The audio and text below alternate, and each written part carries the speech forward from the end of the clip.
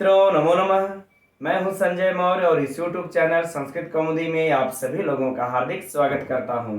मित्रों, हम लोग अध्ययन कर रहे हैं यूपी टीजीटी शिक्षक भर्ती 2022 के पाठ्यक्रम के अनुसार डॉक्टर बाबूराम सक्सेना की पुस्तक संस्कृत व्याकरण प्रवेशिका से समास विचार का। और कल की कक्षा तक हम लोग इनके पृष्ठ संख्या 264 पर दिए हुए 3 सहित तुल्योगी सूत्र तक अध्ययन कर चुके हैं।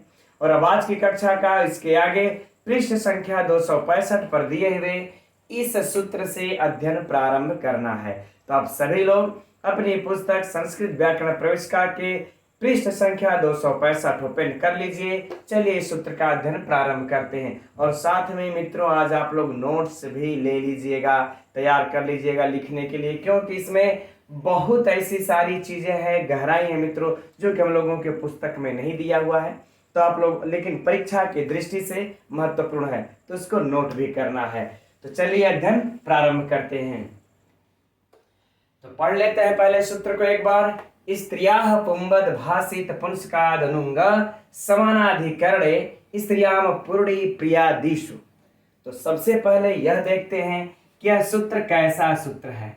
तो मित्रों, यह विधि सूत्र है, विधान कर रहा है। किसका विधान कर रहा है? तो कह रहे कि पुंबद का विधान कर रहा है ना।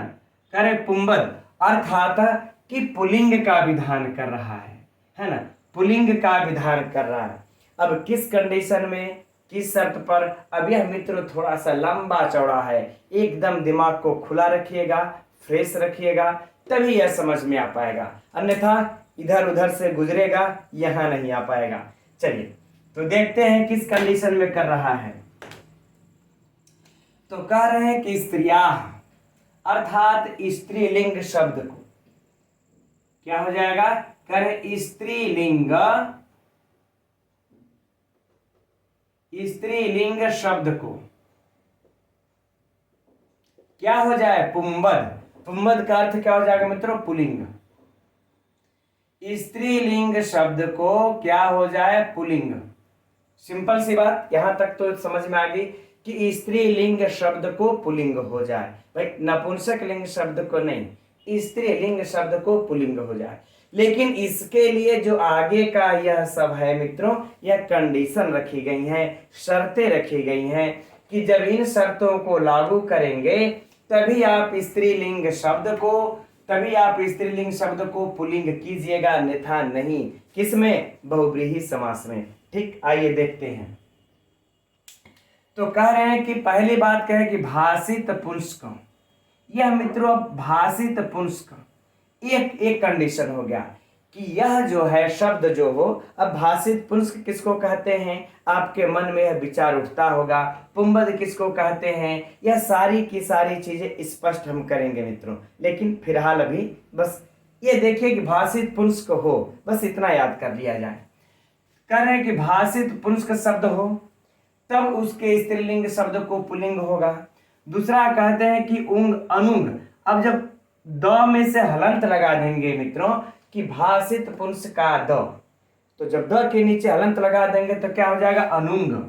अनुंग अर्थात उंग प्रत्यय को छोड़ करके, अर्थात उंग प्रत्यय को छोड़ करके, है ना। चलिए अच्छा, इसको लिख लेते हैं, उंग प्रत्यय को छोड़कर। छोड़िए, जगह कम है ना, बस आप लोग इससे इतने से ही समझ लीजिए, चूंकि जगह कम है तो अनुंग ही लिख लेते हैं। अनुंग अर्थात उंग प्रत्यय को छोड़कर। ठीक, तो ये कंडीशन तो यह हो गया कि वह भाषित पुंस्क हो। दूसरा कंडीशन यह हो गया कि अनुंग हो, अर्थात उंग प्रत्यय न लगा हो। अब तीसरा शर्त कहते हैं कि समानाधिकरणे स्त्रियाम, है ना, स्त्रियाम अर्थात कोई समानाधिकरण स्त्रीलिंग का शब्द उत्तर पद में हो, है ना। इस तरह से समझ लीजिए कि समानाधिकरण का कोई स्त्रीलिंग का शब्द, है ना, स्त्रीलिंग का शब्द कहां हो? उत्तर पद में हो, उत्तर पद में हो। आगे बात नहीं समझ में कि समानाधिकरण स्त्रीलिंग का शब्द उत्तर पद में हो। यह हमारा कौन सा कंडीशन हो गया मित्रों? तीसरा कंडीशन, अर्थात तीसरा शब्द। अब चौथा शर्त इन्होंने क्या रखा, अब इधर आगे देखते हैं, उसको हटा देते हैं, कोई काम नहीं। कि अब म में मित्रों जब हम लोग हलंत लगा देंगे तो क्या हो जाएगा, अपूर्णी, यानी कि पूर्णी और प्रियादिशु, यानी कि अपूर्णी अप्रियादिशु, यानी कि अपूर्णी यानी पूर्णी को छोड़ करके और प्रियादि को छोड़कर, पूर्णी और प्रियादि को छोड़कर,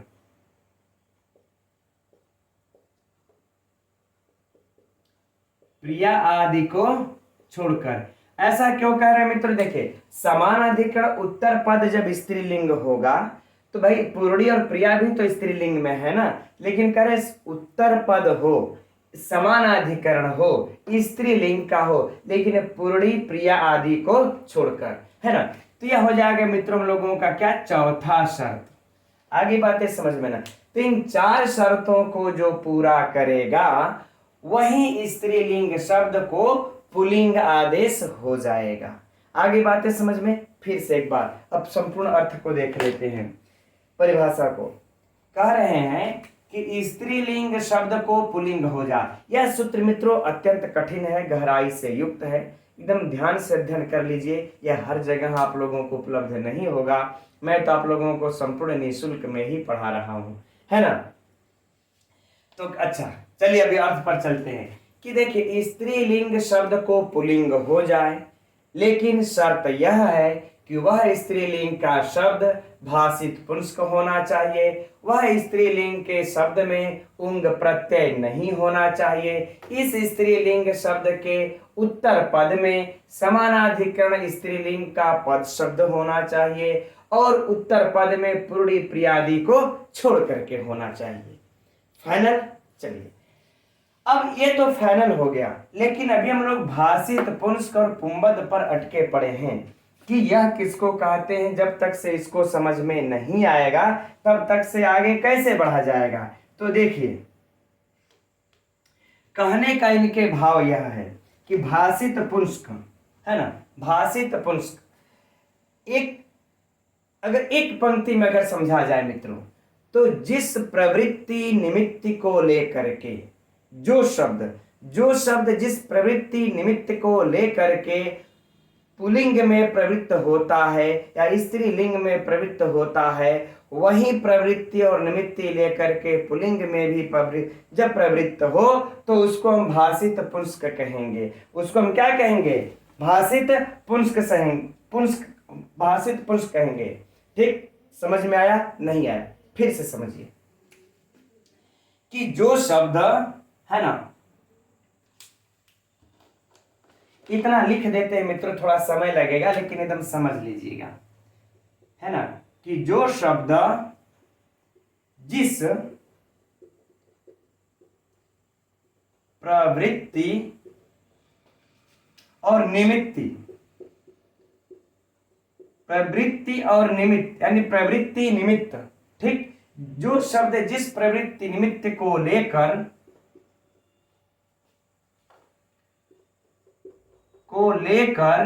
कहां पुल्लिंग में प्रयोग होता है, पुल्लिंग में प्रयोग होता है। एकदम नोट कर लीजिएगा मित्रों, यह आप लोगों को हमेशा काम आएगा। यह पहले भी चूंकि हम लोगों के व्याकरण में है ना, तो यह हर जगह काम आता है, इसलिए इसको एकदम नोट कर लीजिएगा आप लोग कि जो शब्द जिस प्रवृत्ति निमित्त को लेकर पुल्लिंग में प्रयोग होता है या फिर पुल्लिंग में कहने प्रवृत्त होता है ना, पुल्लिंग में प्रवृत्त होता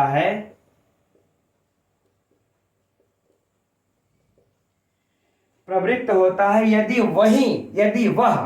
वह उसी प्रवृत्ति निमित्त को लेकर,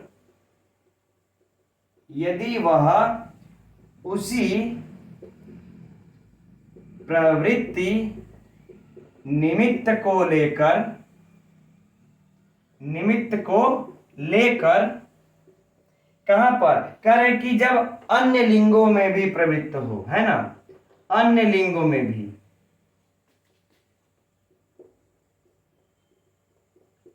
अन्य लिंगों में प्रवृत्त हो तो उसे भाषित पुंस्क कहते हैं, हो तो उसे भाषित पुंस्क कहते हैं।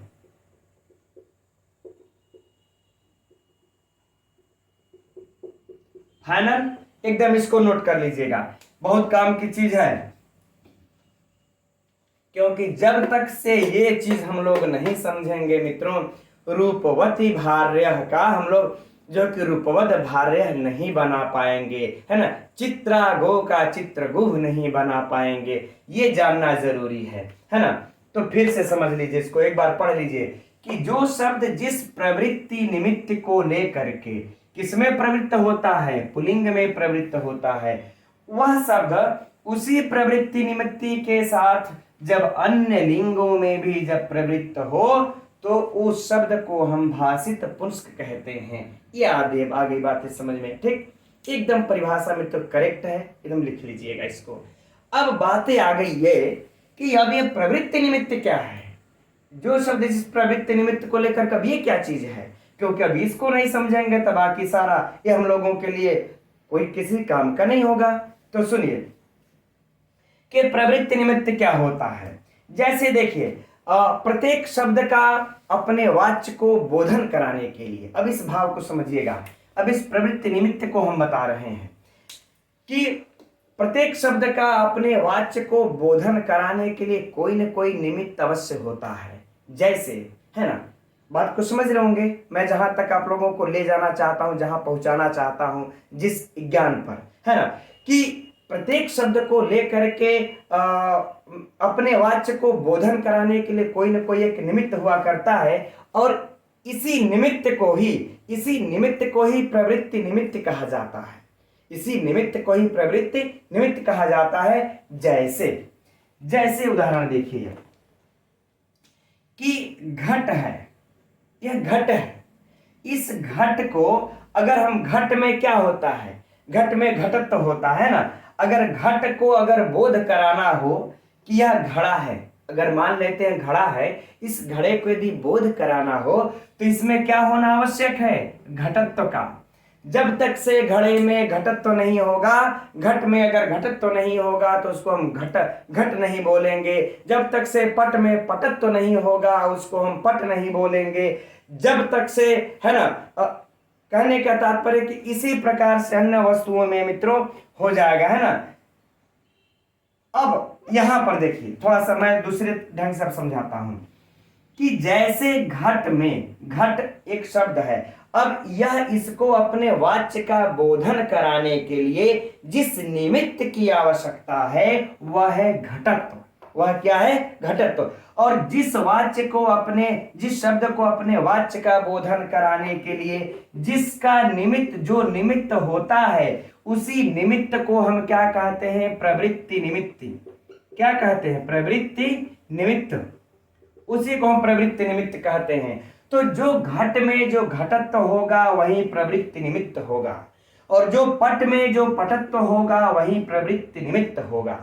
आगे बातें समझ में ना, क्योंकि अगर पटत्व उसमें नहीं रहेगा तो हम कैसे उसको हम पट कहेंगे, नहीं कहेंगे। फिर आगे बातें समझ में, ठीक। तो जिस प्रवृत्ति निमित्त को, अर्थात ये समझिए अब यहां पर कि ये जो प्रवृत्ति निमित्त अगर घटत्व है, जैसे घट में घटत्व निकला ना, प्रवृत्ति निमित्ति, अब यह घटत्व जो प्रवृत्ति निमित्ति है, इसी प्रवृत्ति निमित्त के साथ जो शब्द है ना, इसी प्रवृत्ति निमित्त के साथ, जैसे घट शब्द है ना, यह क्या हुआ, शब्द है, तो इस शब्द का प्रवृत्ति निमित्त क्या है, घटत्व।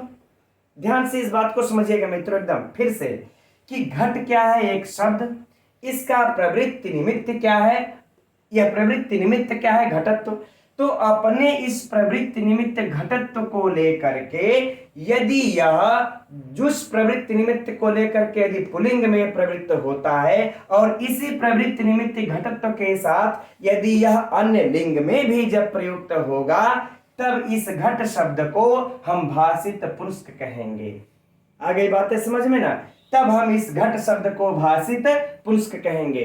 कैसे, फिर से समझ लीजिए एक बार पुनः, अगर यहां भी नहीं समझ में आया मित्रों, तभी जो उदाहरण लिखवाएंगे ना हम लोग रूपवत भार्या, वहां सब दूध का दूध और पानी का पानी हो जाएगा। एक बार पुनः से फिर से समझिए कि यह घट शब्द है, इसको इसका जो प्रवृत्ति निमित्त क्या है, यह घटत्व। और यह घट शब्द जब अपने इस प्रवृत्ति निमित्त के साथ पुल्लिंग में प्रवृत्त होता है और इसी प्रवृत्ति के साथ मान लेते हैं पुल्लिंग में प्रवृत्त हो गया है ना, घटत्व के साथ यह शब्द, लेकिन जब यह स्त्रीलिंग में अगर यह आएगा तो भी इसका घटत्व घटत्व ही होना चाहिए, घटत्व में बदलाव नहीं होना चाहिए, है ना। इस घटत्व का अर्थ नहीं बदलना चाहिए, प्रवृत्ति निमित्त नहीं बदलना चाहिए। और इसी घटत्व के साथ पुल्लिंग, स्त्रीलिंग, नपुंसकलिंग सब में जब प्रयुक्त होगा तो वह शब्द क्या कहा जाएगा, भाषित पुंस्क कहा जाएगा। अगली बात है समझ में, हम उम्मीद करते हैं अब समझ में आ गई होगी, और नहीं तो अभी जब उदाहरण देखेंगे हम लोग तब समझ में आ जाएगा। अब इसको हम लोग साफ कर लेते हैं। तो उदाहरण क्या है हम लोगों का, रूपवद भार्य,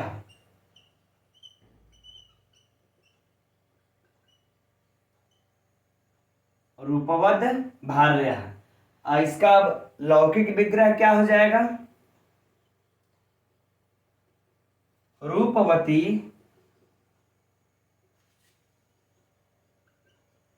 भार्या यस्य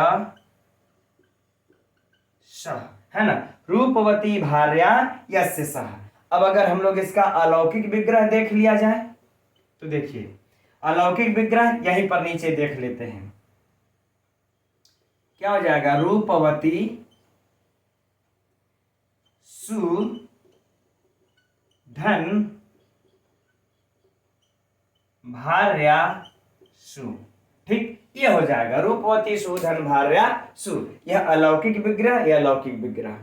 अब देखिए, अब यहां पर है यह रूपवती सु भार्या सु, दोनों हम लोगों को प्रथमांत पद नजर आ गए, है ना, दोनों प्रथमांत पद नजर आ गए। तब यहां पर जो कार्य होगा क्या हो जाएगा, अनेक मन, किस सूत्र से समास हो जाएगा, अनेक मन्य पदार्थे सूत्र के द्वारा यहां पर इन दोनों का समास हो जाएगा। जब इन दोनों का समास कर देंगे हम लोग तो फिर समास के आगे की जो प्रक्रिया होती है, इसकी जो प्रातिपदिक संज्ञा सुपो धातु प्रातिपदिकों से सु का लोप, और क्या बच जाएगा मित्रों हम लोगों के पास, रूपवती भार्या, रूपवती और धन भार्या।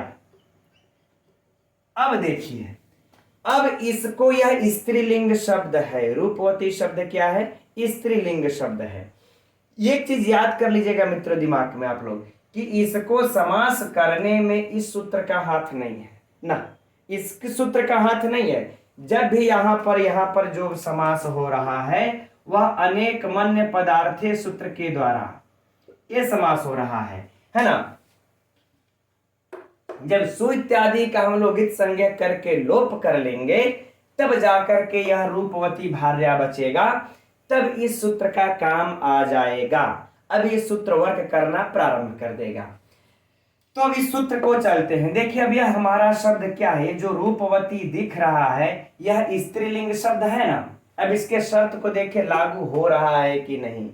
यह देखिए स्त्रीलिंग शब्द है, बिल्कुल है, रूपवती स्त्रीलिंग शब्द है। अब इस स्त्रीलिंग शब्द को पुल्लिंग अर्थात पुल्लिंग हो जाएगा। तो जब पुल्लिंग हो जाएगा, लेकिन इन चार शर्तों से जब गुजरेगा, यह इन चार शर्तों को पूरा कर लेगा, चार बाधाओं को पूरा कर लेगा, तभी यह स्त्रीलिंग शब्द पुल्लिंग में होगा, नहीं तो नहीं होगा। तो चलिए अब एक एक को हम लोग इसके कसौटी पर खरा उतारते हैं। एक एक अगर जो देखते इस पे लागू होता है कि नहीं। तो ये देखिए भाषित पुंस्क है कि नहीं, ये भाषित पुंस्क है। अभी कैसे होगा अभी बाद में बताएंगे। अब इन तीनों को पहले देख लिया जाए तब इसको देखेंगे। तो देखिए एक कंडीशन मान लेते पूरा कर रहा है, लेकिन अब इधर आगे देखिए अनुंग। अब रूपवती में उंग प्रत्यय लगा है क्या, नहीं लगा है। रूपवती में तो उंग प्रत्यय लगा ही नहीं है ना। उंग का मतलब जैसे वा मोरू इत्यादि तो बना नहीं है। तो ये वाला शर्त हमको यह मंजूर हो गया, लागू हो गया कि अनुंग अर्थात उंग प्रत्यय नहीं लगा है। ठीक, दूसरे शर्त के तरफ चलते हैं। कह रहे हैं कि समानाधिकरण स्त्रीलिंग शब्द उत्तर पद में हो। तो देखिए सु और सु, भार्या सु समान अधिकरण हुआ और भार्या हमारा स्त्रीलिंग का शब्द हुआ। तो हमारा यह तीसरा वाला भी कंडीशन पूरा हो गया। अब इसके बाद आगे बढ़ते हैं कि पूर्णी प्रिया आदि को छोड़ करके इधर होना चाहिए, लेकिन इधर पूर्णी नहीं हो और प्रिया आदि ना हो। तो कहाँ, यहाँ तो भार्या है, ना ही पूर्णी है और ना ही प्रिया है ना, प्रिया है नहीं यहाँ पर तो भार्या है। ठीक, तो भार्या है तो यह भी हमारा शर्त पूरा हो गया। ठीक, अब बात आती है भाषित पुंस्क पर कि क्या यह भी शर्त पूरा कर रहा है, यह वाला शब्द है कि नहीं है। ठीक, तो देखते हैं। अब देखिए मित्रों, रूपवती का, अब रूपवती का जो शब्द होगा इसका प्रवृत्ति निमित्त क्या होगा यह बताइए। तो रूपवत में रूपवत तो होना चाहिए, है ना, रूपवत का रूपवत होना चाहिए जो उसका निमित्त होता है।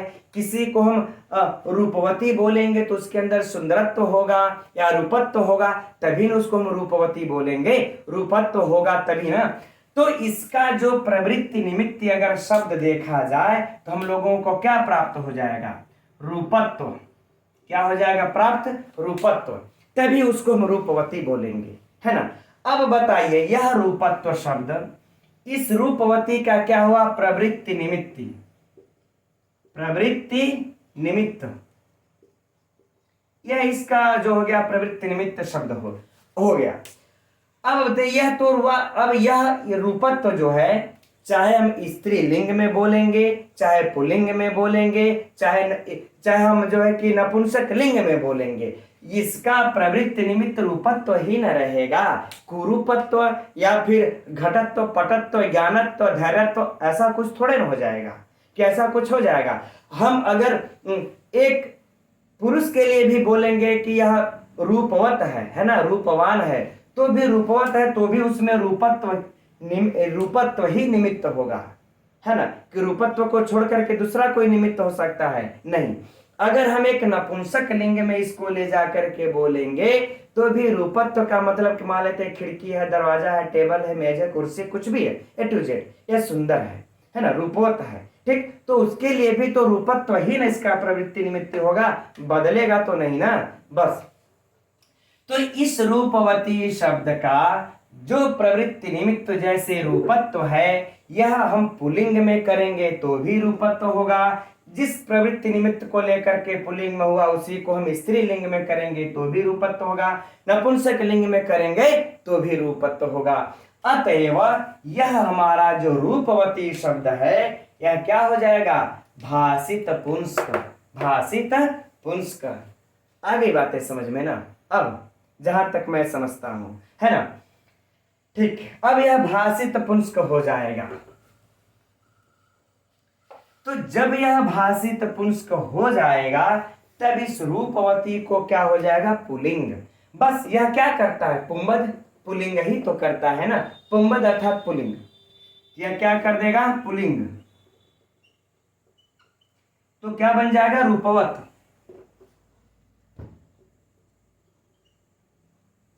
धन भार्या, धन भार्या। अब रूपवत धन भार्या हो जाएगा तब इसको झलाम जसवंते लगा देंगे, पदांत में होने का तकार को दकार कर देगा, झलाम जसवंते लगा करके क्या कर लेंगे, रूपवद, और फिर इधर है भार्या, तो रूपवद भार्या, है ना, झलाम जसवंते के द्वारा रूपवद भार्या हो गया। लेकिन बनाना क्या है मित्रों हम लोगों को,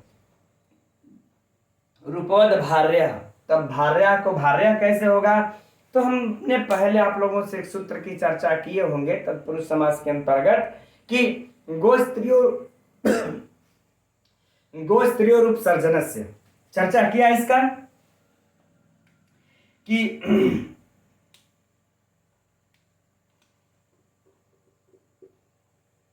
गो स्त्रियो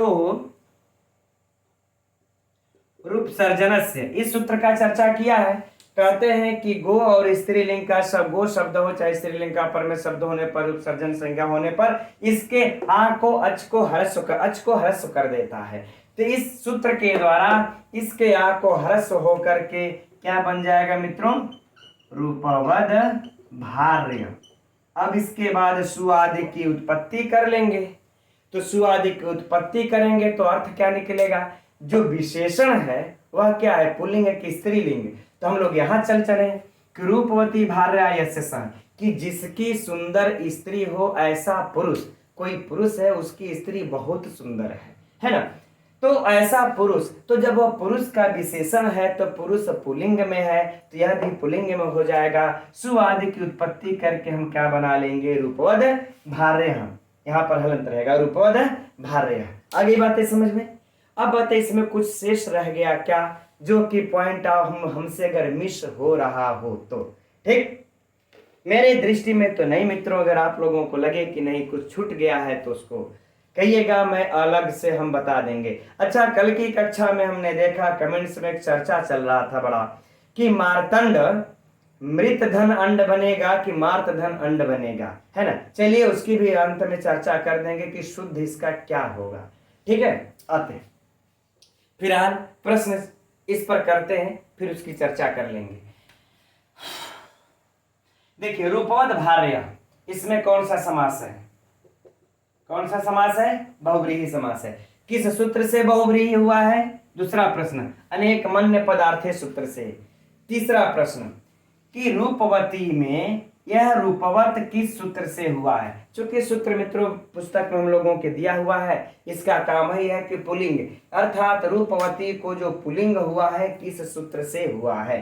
तो किस सूत्र से हुआ? स्त्रियां पुम्मत भाषित पुंस्कादनुंगा समानाधिकरण स्त्रियां प्रोड़ी प्रियादिषु, इस सूत्र से हुआ है। राइट, चलिए अब बाकी इसमें लौकिक विग्रह अलौकिक विग्रह। एक चीज यहां पर विग्रह में याद रखिएगा, अरे इसके रूप में यहां पर भार्य दिया है तो भार्या भी देगा, इस प्रकार से भी ऑप्शन में देगा, तो इसके लिए सतर्क हो जाइएगा कि भार्या नहीं भार्य बनता है। ये चीजें आप लोग सतर्क हो जाइएगा। राइट, चलिए अब ये चीजें हो गई।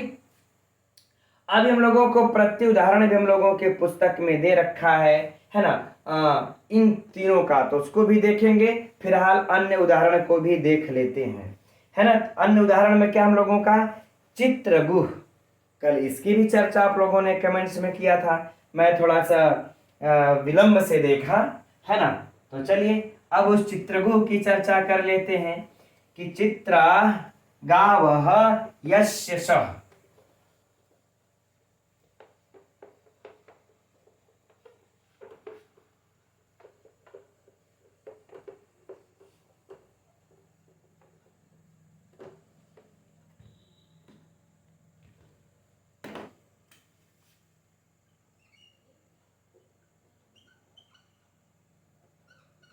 चित्रगुह है ना, कि चित्रा गावः यस्य सः।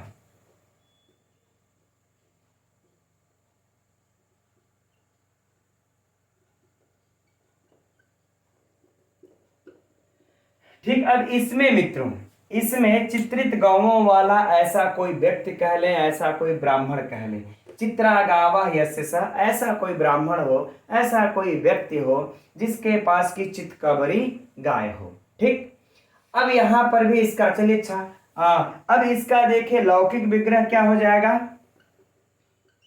कि चित्रा जस धन गो जस। ठीक, चूंकि चित्रा गाव है ना, कि क्या दिया है? चित्रा गाव, ठीक है, तो चित्रा अर्थात जिसके पास बहुत ढेर सारी गाय हो, जिसके पास चित्तकबरी बहुत ढेर सारी गाय, इसलिए हम लोगों ने जस लगा दिया। अब यहां पर भी मित्रों बाकी शेष प्रक्रियाएं वही होंगी, वही करते हुए हम लोग कहां तक आप पहुंचेंगे? चित्रा धन गो पर आप पहुंचेंगे। कहां पर आप पहुंचेंगे? चित्राधन गो पर आप पहुंचेंगे और फिर से यही शब्द पर आ जाएंगे और पुनः से यही हम लोग प्रक्रिया प्रारंभ कर देंगे। तो चित्रा जो शब्द है, अब इसके अंदर जो चित्रत्व का जो गुण है, जो निमित्त है, जो प्रवृत्ति निमित्त है, वो चित्रत्व चाहे वह पुल्लिंग में रहेगा तो भी अगर हम चित्र कहेंगे तो चित्रत्व ही होगा, और नपुंसक लिंग में कहेंगे तो चाहे हम स्त्रीलिंग में कहेंगे तो वो चित्रत्व ही रहेगा, वो प्रवृत्ति निमित्त वही रहेगा, वो बदलेगा नहीं। अर्थात यह चित्रा शब्द जिस प्रवृत्ति निमित्त को लेकर के पुल्लिंग में प्रयुक्त होता है, उसी प्रवृत्ति निमित्त को लेकर के यह अन्य लिंगों में भी प्रवृत्त होता है। अतएव यह चित्रा शब्द जो है भाषित पुंस्क शब्द हुआ, और इसके पर में भी उंग प्रत्यय नहीं है, और उत्तर पद में समान अधिकरण है यह, और फिर यह पूर्णी प्रियादिशु में शब्द नहीं है। अतएव यहां पर इसको पुल्लिंग हो करके क्या हो जाएगा, चित्र, है ना, पुल्लिंग हो करके क्या हो जाएगा, इसको चित्र, है ना। अब चित्र गो बन जाएगा, क्या बन जाएगा, चित्र गो। अब पुनः से मित्रों इस चित्र गो होने के बाद गो स्त्री उपसर्जन से सूत्र के द्वारा इसको ह्रस्व कर लेंगे, तो गो का ओ का ह्रस्व क्या हो जाएगा, चित्रगु। क्या हो जाएगा, चित्रगु। गो स्त्री और उपसर्जन सूत्र के द्वारा चित्रगु हो जाएगा। फिर इसके बाद हम सु आदि की उत्पत्ति कर लेंगे, तो जैसा हमारा विशेषण वैसा हम करके चित्रगु बना लेंगे, कोई समस्या नहीं, मैं ऐसा समझता हूं।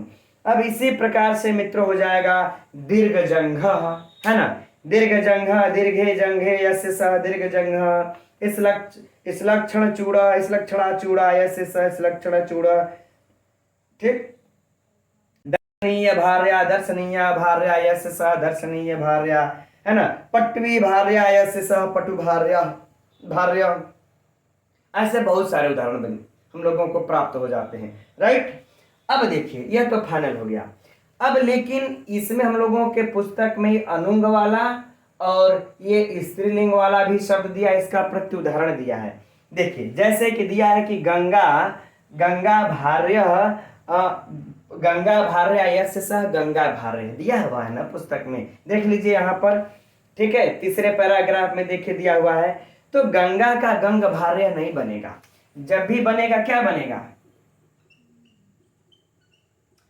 गंगा भार्य ही बनेगा। बाकी शेष प्रक्रियाएं होंगी मित्रों, बाकी शेष प्रक्रियाएं होंगी, ठीक है, बाकी शेष प्रक्रियाएं होंगी, लेकिन गंगा को गंग नहीं होगा। क्यों, क्योंकि यह पुल्लिंग, इसका गंगा का गंग बनता ही नहीं है। जब बनेगा ही नहीं इसका ये पुल्लिंग, तो गंगा का गंगा ही रह जाएगा, अब बाकी आगे की प्रक्रियाएं सेम होकर के गंगा भार्य बन जाएगा, राइट। अब हम लोग थोड़ी सी चर्चा कर लेते हैं अनुंग के बारे में, है ना, इसको साफ कर लें।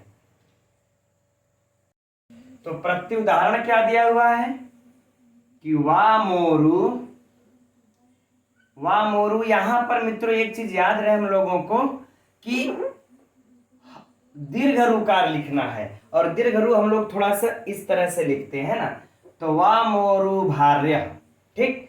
प्रत्युदाहरण लौकिक विग्रह क्या हो जाएगा, तो वामोरु, यहां पर भी हम लोग दीर्घ रुकार ही लिखेंगे, वामोरु भार्या यस्य सह। अब यहां पर देखिए इसको जो है पुंबर, इसको जो है स्त्रीलिंग को पुल्लिंग नहीं हुआ, है ना, अनुंग, इसी का यह प्रत्युदाहरण है मित्रों। यहां पर इसको पुल्लिंग नहीं हुआ, क्यों, क्योंकि देखिए जो इसका मूल शब्द जो बनता है वह हरस रुकार रहेगा, वामोरु, यह हरस हो गया। इस वामोरु में उंग प्रत्यय लग जाता है ना, उंग प्रत्यय लग जाता है सहित सफ लक्षण वामेश्च, इस सूत्र के द्वारा यहाँ पर उंग प्रत्यय लग जाता है। उंग प्रत्यय लगा करके तब बनाते हैं हम लोग क्या, वामोरु। जब उंग प्रत्यय लग जाता है तो वामोरु दीर्घ रुकार हो जाएगा। तो यह हमारा स्त्रीलिंग का शब्द यहाँ पर आया हुआ है ना, लेकिन इस स्त्रीलिंग में उंग प्रत्यय लगा हुआ है, और यहाँ पर मना किया गया है कि यदि उंग प्रत्यय लगा रहेगा तो इस स्त्रीलिंग को तब पुल्लिंग आपको नहीं करना है।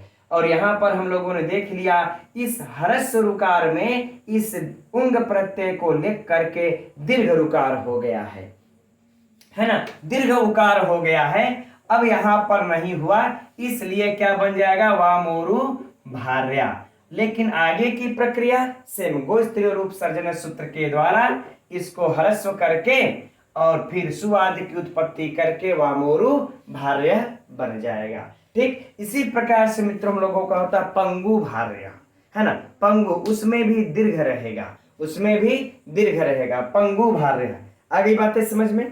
लेकिन इसमें अगर समास अगर पूछेगा मित्रों तो वही रहेगा, समास तो वही होगा, क्योंकि यहाँ पर वामोरुषु भार्यासु लौकिक विग्रह तो वही है, समान अधिकरण भी है ना, इसलिए अनेक मन्य पदार्थे सूत्र के द्वारा बहुव्रीहि समास ही होगा। बस यह बता रहा है, यह इसका प्रत्युदाहरण है कि भाई जो यह पुलिंग हो रहा था बस ये पुलिंग नहीं होगा, बाकी सारी प्रक्रिया तो होबे करेंगी, उसमें कहां से संशय है, वो तो सब होंगी। ठीक, तो वामोरु भार्य बन गया। राइट, अब हम लोगों की पुस्तक में कुछ और बातें लिखी हुई है, चलिए अब उस प्रत्युदाहरण को देखते हैं। इस प्रत्युदाहरण में दिए हुए हैं, कह रहे हैं कि यदि किसी शब्द के, यदि किसी प्रथम शब्द किसी का नाम हो, यदि किसी का नाम हो, जैसे देखिए दत्ता भार्या, बस शॉर्टकट में समझ लिया जाए, दत्ता भार्य है ना, दत्ता भार्य। ठीक, अब यहां पर दत्ता देखिए किसी का नाम है तो दत्त नहीं हो जाएगा, क्योंकि यहां पर किसी का नाम है, किसी का संज्ञा है, तब यहां पर यह दत्त नहीं होगा, दत्ता भार्या ही होगा, तभी सूत्र के द्वारा इसको पुल्लिंग नहीं होगा। फिर आगे कहते हैं कि पूर्णी संख्या हो तो भी नहीं होगा, जैसे कि पंचमी भार्य, यही है ना, पंचमी भार्य, अर्थात जिसकी पांचवी स्त्री है, 5 ब्याह कर लिया हो, पांचवी स्त्री है, तो पंचमी में मित्रों पूर्णार्थक है, यह पूर्ण प्रत्यय लग करके तब यह बना हुआ है ना, तो पंचमी यह पूर्णी संख्या हम लोगों की हुई, इसलिए इसको पंचम नहीं होगा, इसलिए इसको पंचम नहीं होगा। ठीक, अब आगे कहते हैं कि अंग का नाम आता हो तो भी, जैसे सुकेशी भार्या, सुकेशी भार्य है ना, सुकेशी भार्या यस्य सह, जिसकी सुंदर केशों वाली भार्या हो, जिसके सुंदर सुंदर केश हो, ऐसा। तो कह रहे सुकेशी यहाँ अंग का नाम है, तो फिर इसको सुकेश नहीं होगा, इस सुकेशी स्त्रीलिंग शब्द को यहाँ पर पुल्लिंग नहीं होगा। ठीक हो गया। फिर कहते हैं शूद्रा भार्य, अर्थात जाति, अर्थात जाति, शूद्रा भार्य। अगर कोई जाति सूचक यहाँ पर है स्त्रीलिंग, तो इस जाति सूचक स्त्रीलिंग को भी पुल्लिंग नहीं होगा। इसे 4 थोड़ा सा इस सूत्र के अलावा बाबूराम सक्सेना ने 4 को बढ़ा दिया है ना, क्योंकि अभी उत्तर पद में और पूर्णी प्रिया को छोड़कर के उदाहरण भी नीचे देते हैं, ये 4 उदाहरण को और बढ़ा देते हैं कि यदि इधर कोई नाम हो तो भी उसको पुल्लिंग नहीं होगा, इधर पूर्णी संख्या हो तो भी पुल्लिंग नहीं होगा इस सूत्र से, इधर किसी अंग का नाम हो तो भी पुल्लिंग नहीं होगा, और इधर कोई अगर जाति हो तो भी पुल्लिंग नहीं होगा, अंग का नाम, है ना। आगे बातें समझ में। ठीक, इधर पूर्णी इधर नाम। ठीक, अब देखिए इधर दे देते हैं कि पूर्णी प्रिया आदिशु को छोड़ करके, इसका भी देख लेते हैं। ठीक, चलिए इतना तो मित्रों अच्छा, लेकिन इन सब में जो भी हम लोग देखे, इन सब में समास वही है, अनेक मन्य पदार्थे से बहुव्रीहि समास ही हो रहा है। इन सबों में बस पूछा जाए प्रश्न, ऐसे ही पूछा जाएगा। चलिए अब ध्यान पड़ गया तो इसकी चर्चा कर लेते हैं कि क्या बनेगा, दत्त भार्य बनेगा। अब बताइएगा आप लोग कि दत्ता भार्या बनेगा, है ना, कि दत्ता भार्य बनेगा, ये आप लोगों का परीक्षा का प्रश्न होगा, है ना, कि दत्त भार्य कि दत्ता भार्य कि दत्ता भार्या क्या बनेगा, ये परीक्षा के लिए ये सब प्रश्न होगा, है ना। तो यह क्या हो जाएगा मित्रों, दत्ता भार्य बनेगा, दत्त भार्य नहीं बनेगा। अब उसी तरह से क्या होगा, सुकेश, सुकेश भार्य, ठीक, सुकेश भार्य बनेगा कि सुकेशी भार्य कि सुकेशा भार्य, इस तरह से आप लोगों से परीक्षा में प्रश्न पूछा जाएगा, है ना। तो ये ध्यान देना हम लोगों को, बस इन चारों शब्दों को रट जाना है, शूद्रा भार्य कि शूद्र भार्य कि शूद्रे भार्य कि शूद्री भार्य। ठीक, ये चीजें याद कीजिए आप लोग परीक्षा के लिए। तो शूद्रा भार्य, सुकेशी भार्य, भार्या नहीं भार्य, राइट। और बाकी समास पूछेगा तो चाहे हम दत्ता भार्य में करें, चाहे हम सुकेशी भार्य में करें, है ना, चाहे हम इस सुकेसी भार्य हम करें, समास तो बहुव्रीहि ही होगा, समास तो बहुव्रीहि ही होगा। और किस सूत्र से होगा? इसी अनेक मन्य पदार्थे सूत्र से ही होगा, दूसरा कोई सूत्र नहीं लगाना है। राइट, चलिए तो हम समझ रहे हैं, फाइनल हो गया होगा, कोई उलझन नहीं होगी मन में, कोई प्रश्न अब नहीं होगा। अब इसी के साथ हम लोग इसको भी देख लेते हैं, किसको? ये पूर्णी प्रियादिशु को छोड़ करके इन दो उदाहरणों को भी देख लेते हैं। उदाहरण क्या है? कल्याणी प्रिय,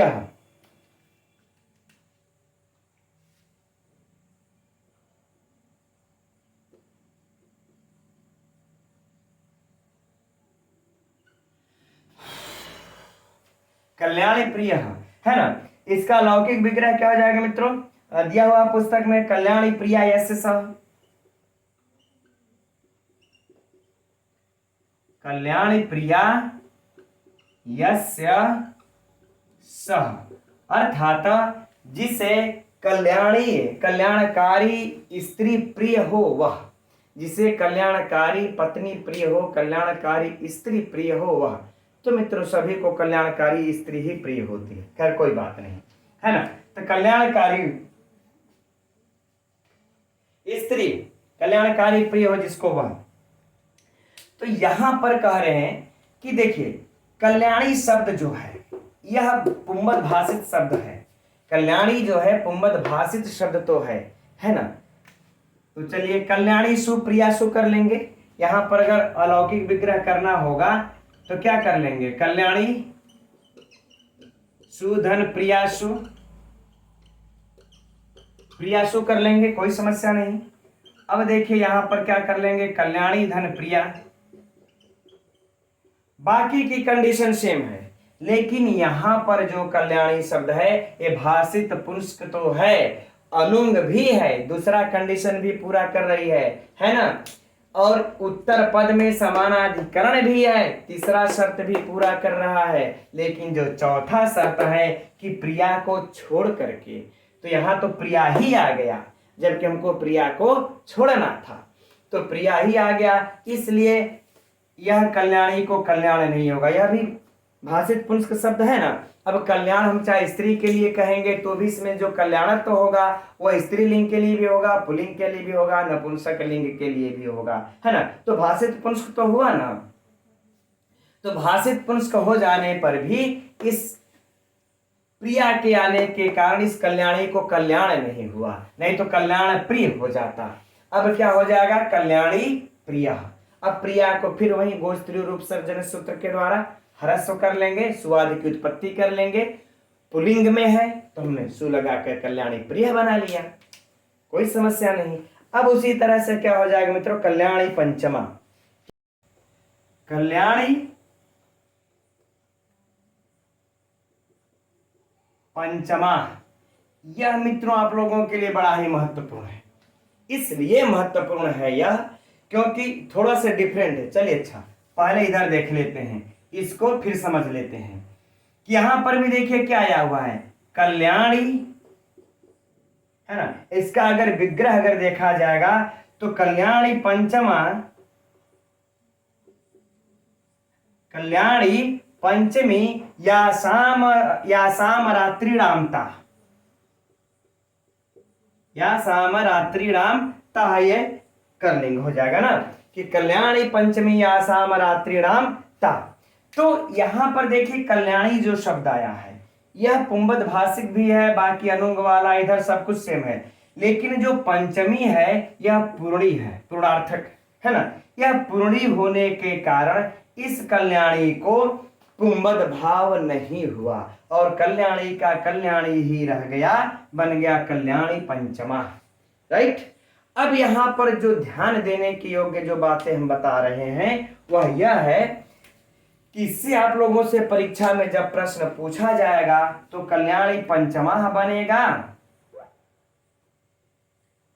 कि या फिर कल्याणी पंचमा बनेगा। ठीक, तो आप लोगों का ध्यान हो सकता है कि फटाक दे कल्याणी पंचमा पर चला जाए। क्यों?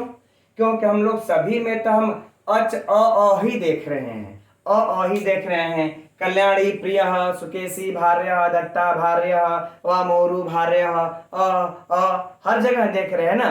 तो कहीं ऐसा ना हो कि इसमें भी आप लोगों को कंफ्यूजन हो जाए। तो याद कर लीजिए कल्याणी पंचमः बनता है। क्यों? क्योंकि इस कल्याणी पंचम से मित्रों हम लोगों का अपपूर्णी प्रमाण्यो एक सूत्र आता है, जिससे कि अप प्रत्यय का विधान किया जाता है। और इस अप प्रत्यय का विधान हो जाने पर यस्येति च इत्यादि सूत्रों का लगा करके रात्रि के रूप में, है ना, चूंकि रात्रि है यहाँ पर, कहा गया या शाम रात्रि है, रात्रि है तो स्त्रीलिंग की विवक्षा हम लोगों को हो जाती है। स्त्रीलिंग की विवक्षा हो जाने पर अजाद टाप से हम लोग टाप लगा करके इसको क्या बना लेते हैं, कल्याणी पंचमा। तो ये चीजें याद रखिएगा आप लोग, ठीक है। कल्याणी अगर मान लेते हैं इस प्रकार से अगर बनेगा कल्याणी पंचमा, अब कल्याणी पंचमा अभी दिया हुआ है, तो यद्यपि उनका पूछना ही गलत हो जाएगा, लेकिन अगर ऐसे पूछता है तो भी मित्रों आप लोग कल्याणी पंचमा को मत लगाइएगा, ठीक, इसको लगाइएगा, कल्याणी पंचमा को ही लगाइएगा, राइट। चलिए अब यह सूत्र तो समाप्त हुआ। अब इसमें और कुछ तो नहीं। अब आगे कितने सूत्र आ गए, 3 1 4 1 5। लेकिन मित्रों हम समझ रहे हैं अब इसी सूत्र को समझने में ज्यादा समय हो गया। अब आज हम लोग कोशिश भी किया जाएगा तो भी यह पांचों सूत्र समाप्त नहीं हो पाएगा, है ना। तो रहने देते हैं। अब इन पांचों सूत्रों का कल अध्ययन किया जाएगा, कल फिर इसी समय 3 बजे। और आज का कक्षा मित्रों आप लोगों को कैसा लगा, ये समझ में आया या नहीं आया, जैसा भी होगा आप लोगों को एक बार कमेंट्स करके अवश्य बताइएगा। अब हम लोग कल मिलते हैं, कल बहुव्रीहि समास को समाप्त कर दिया जाएगा, क्योंकि आज इसमें हम लोगों का ज्यादा समय लग गया गहराई में समझने में, है ना। तो ठीक है, कल मिलते हैं, तब तक के लिए मित्रों नमो नमः।